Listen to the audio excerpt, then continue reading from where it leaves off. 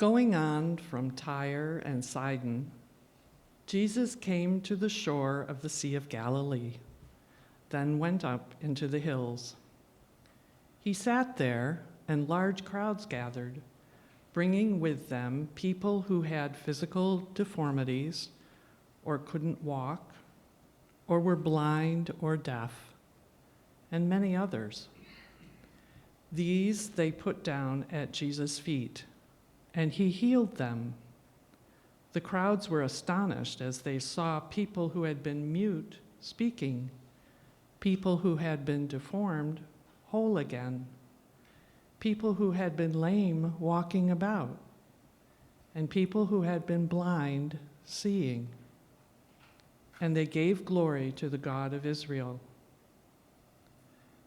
Jesus called together the disciples and said, "My heart goes out to all the people. By now they have been with us 3 days and have nothing to eat. I don't want to send them away hungry. They might collapse on the way home." The disciples said to Jesus, "Where could we get food enough in this deserted place to feed such a crowd?" Jesus asked, "How many loaves of bread do you have?" 7, they replied, "and a few small fish." Then he directed the crowd to sit down on the ground. He took the 7 loaves and the fish and gave thanks, then broke them and gave them to the disciples, who gave them to the crowds. All ate until they were full. When they gathered up the leftover fragments, they filled 7 baskets. 4,000 families were fed. After Jesus had dismissed the crowd, he got into the boat and sailed to the region of Magadan.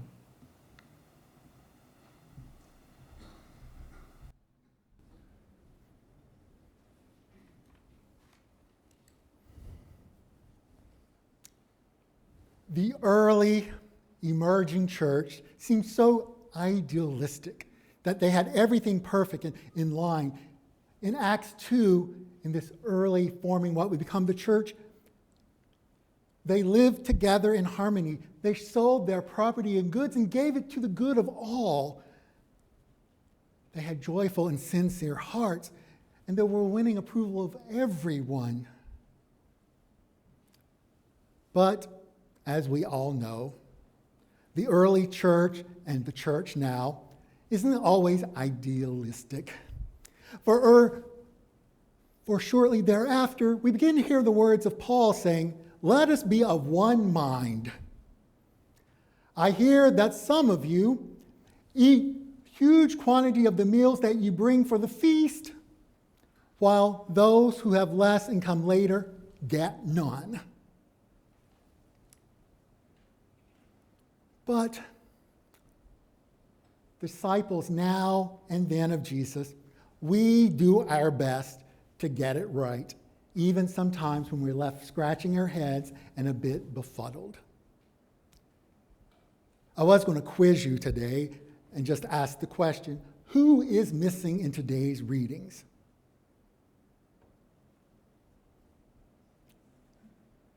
We're used to the story of the loaves and the fish, but the small boy is not in today's reading. Matthew doesn't even include him, even though there are parallels. Yet, when Jesus asked them to feed the folks, they seem like, well, we've only got this much to offer, and how are we supposed to do this? For it appears they really don't get a sense of what Jesus' ministry is yet about. But earlier in this same gospel passage, Jesus heals the Canaanite girl at the mother's request. And the disciples, you would think, would get it. Jesus is about the people, about meeting the needs where they are, yet disciples as we are, we scratch our head, and when Jesus calls upon us, We reply, 7 and a few small fish. And then we perhaps are incredulous when Jesus has everyone sit down and says to us, serve the people. Now, I suspect that the miracle in part is that people got fed.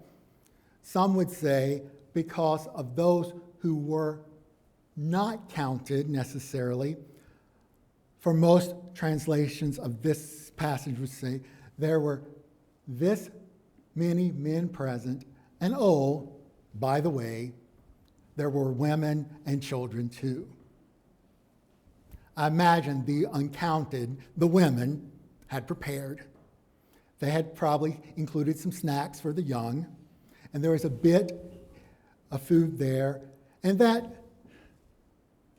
the 7 loaves and the few small fish of the disciples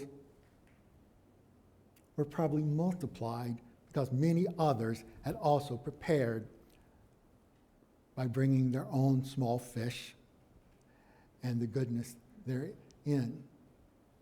Yet, we live in a day and age as the church that sometimes we have a mindset of scarcity. And now I'm not talking about counting up our coins and dollars, that sometimes we live in a society where what we have doesn't seem to be quite enough.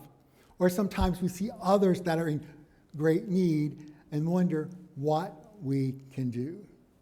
I suspect that sometimes we are hoping that there is a little boy or a little girl who has something in their pocket that mom or dad sent along for the picnic, hoping that someone else will rescue us when we're called upon to do something great in the world. But sometimes the blanket has been pulled out from under us, if you will, and that we are left to figure out how to be the church and how to be the servants in this day and age.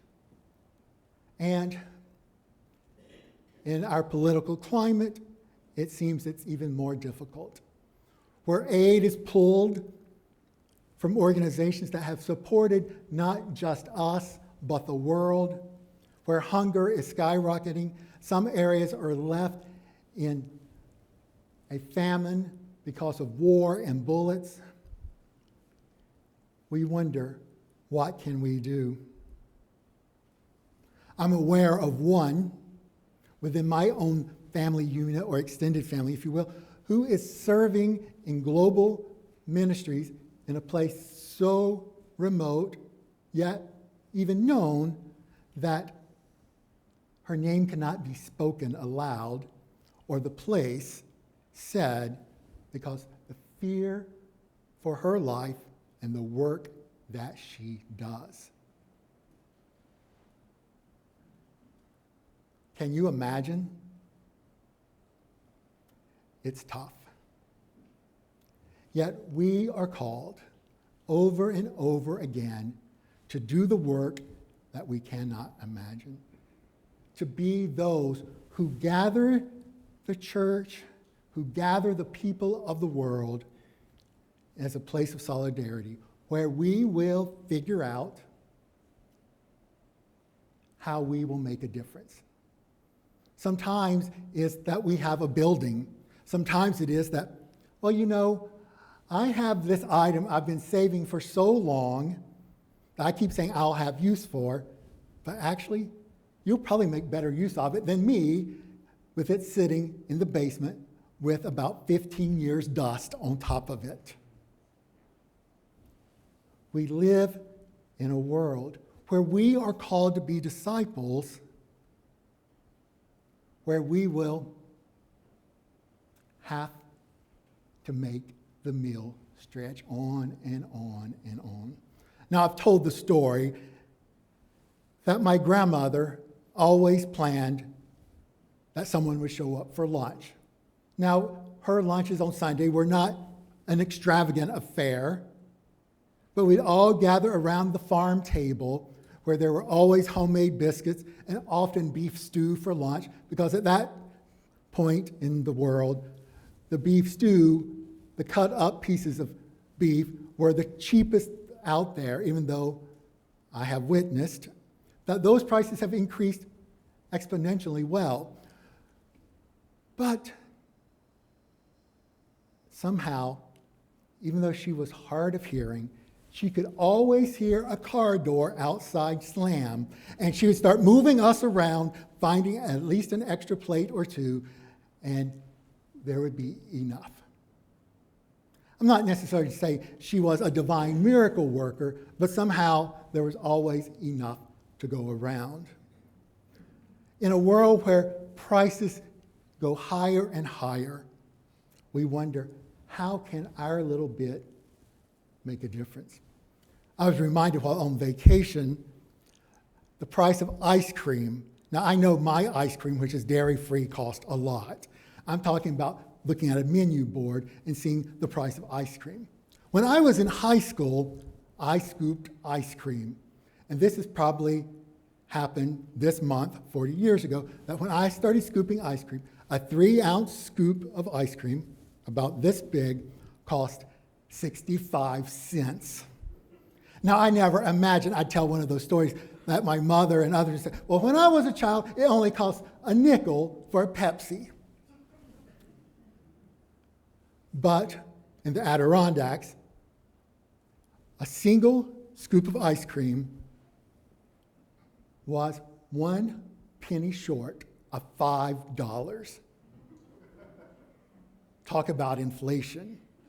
Now, I know it's been over a period of time, but it reminded me that somehow, even when prices seem exorbitant, that we can still scoop up enough that every child and adult can find ice cream if that's what they want. That we can be those who make a difference. Now, I know that ice cream is not the best choice for dinner, lunch, or breakfast, even though we might like it that way. But it gives a taste of something sweet and something to savor. And isn't that what we are looking for in our world? Something sweet and something to savor. Now, I'm not saying we always need to be eating ice cream or your favorite food, but we have witnessed in our midst the sweetness of God. Even when we can't quite figure out how to distribute it, God makes a way. During her lifetime, Mother Teresa, now Saint Teresa, once said, "It's easy to love people far away. It's not always easy to love those close to us. It is easier to give up a cup of rice to relieve hunger than to relieve the loneliness and pain of someone unloved in their own home. Bring love into your home, for this is where our love for each other must start."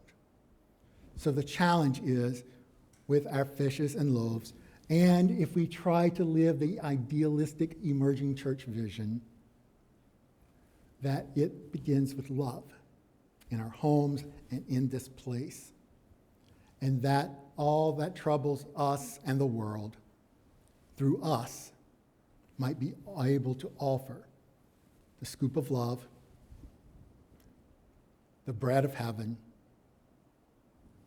and the fish and all those other morsels will make the world in which we live be one that all humanity can savor and say, this is good.